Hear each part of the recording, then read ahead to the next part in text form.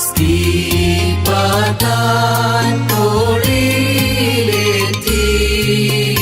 പ്രേമത്താൽ നടത്തിയിടുന്നു.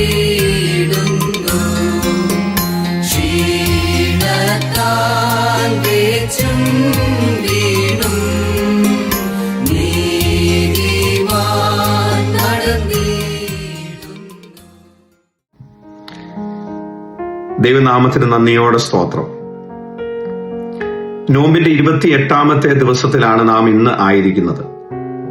നോമ്പുകാല ചിന്തകളുമായി കർത്താവായ യേശുക്രിസ്തുവിന്റെ ക്രൂശുമായിട്ട് താതാത്മ്യപ്പെടുവാനും ഈ കഷ്ടാനുഭാഴ്ചയിലൂടെയുള്ള വായനയും പഠനവും ഒക്കെ ക്രിസ്തുവിന്റെ പീഡാനുഭവത്തിന്റെ തീവ്രതയുടെ അതിന്റെ ആഴം മനസ്സിലാക്കുവാനുമുള്ള ഒരു നല്ല ദിവസങ്ങളായി നാം വേർതിരിച്ചിരിക്കുകയാണ്.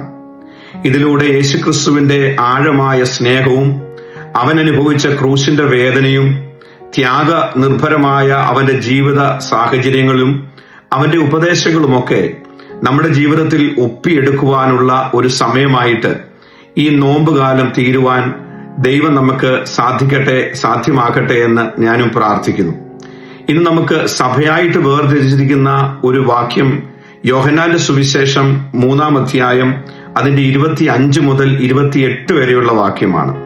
അവിടെ നാം ഇങ്ങനെ വായിക്കുന്നുണ്ട്. 29ാമത്തെ വാക്യം ഇങ്ങനെ വായിക്കുന്നു: മണവാട്ടിയുള്ളവൻ മണവാളനാകുന്നു, മണവാളിന്റെ സ്നേഹിതനോ നിന്ന് മണവാളിന്റെ സ്വരം കേട്ടിട്ട് അത്യന്തം സന്തോഷിക്കുന്നു.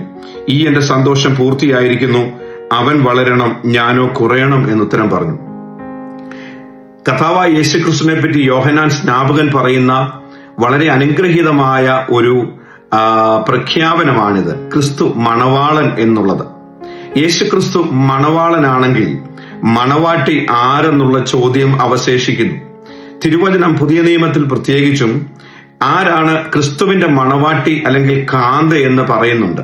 അത് സഭയെ പറ്റിയാണ് പറയുന്നത്. അതുകൊണ്ടാണ് ഇന്നത്തെ നമ്മളുടെ ചിന്താവിഷയത്തിന് സഭയായിട്ടിട്ടിരിക്കുന്ന title church is the bride of Christ എന്നുള്ളതാണ്. യേശുക്രിസ്തുവാണ് ആമേൻ മണവാളൻ എന്നുള്ളതും ചർച്ച് എന്നുള്ളത് മണവാട്ടിയാണെന്നുള്ളതുമാണ് തിരുവചനത്തിൽ കൂടെ നമുക്ക് കാണുവാനായിട്ട് സാധിക്കുന്നത്.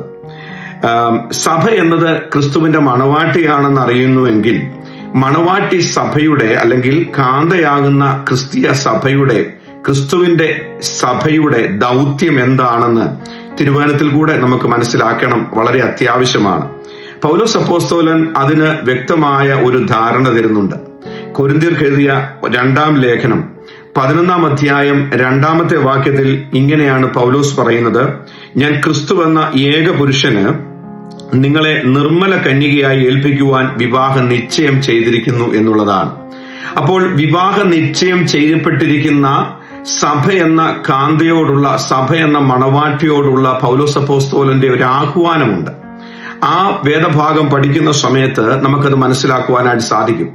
എന്താണ് ക്രിസ്തു സഭയ്ക്കുള്ള പൗലോസ് അപ്പോസ്തലൻ എന്ന് പറയുന്ന വളരെ പ്രാഗൽഭ്യമുള്ള അപ്പോസ്തലൻ ദൈവാത്മാവിൽ പറഞ്ഞിരിക്കുന്ന സഭയ്ക്ക് വേണ്ടിയുള്ള, കാന്തയാകുന്ന സഭയ്ക്ക് വേണ്ടിയുള്ള ദൂത് എന്താണ്?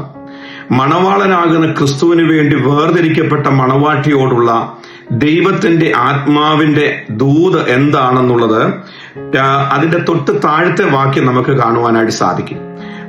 2 കൊരിന്ത്യർ 11-ാം അധ്യായത്തിന്റെ 3-ാമത്തെ വാക്യത്തിൽ ഇങ്ങനെ വായിക്കുന്നു: എന്നാൽ സർപ്പം ഹവ്വയെ ഉപായത്താൽ ചതിച്ചതുപോലെ നിങ്ങളുടെ മനസ്സ് ക്രിസ്തുവിനോടുള്ള ഏകാഗ്രതയും നിർമ്മലതയും വിട്ട് വഷളായി പോകുമോ എന്ന് ഞാൻ ഭയപ്പെടുന്നു എന്നുള്ളതാണ്.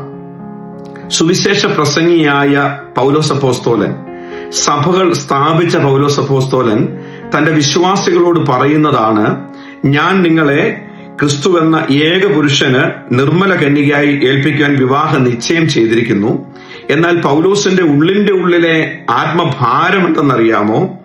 നിങ്ങളുടെ മനസ്സ് ക്രിസ്തുവിനോടുള്ള ഏകാഗ്രതയും നിർമ്മലതയും വിട്ട് വഷളായി പോകുമോ എന്ന് ഞാൻ ഭയപ്പെടുന്നു എന്നുള്ളതാണ്.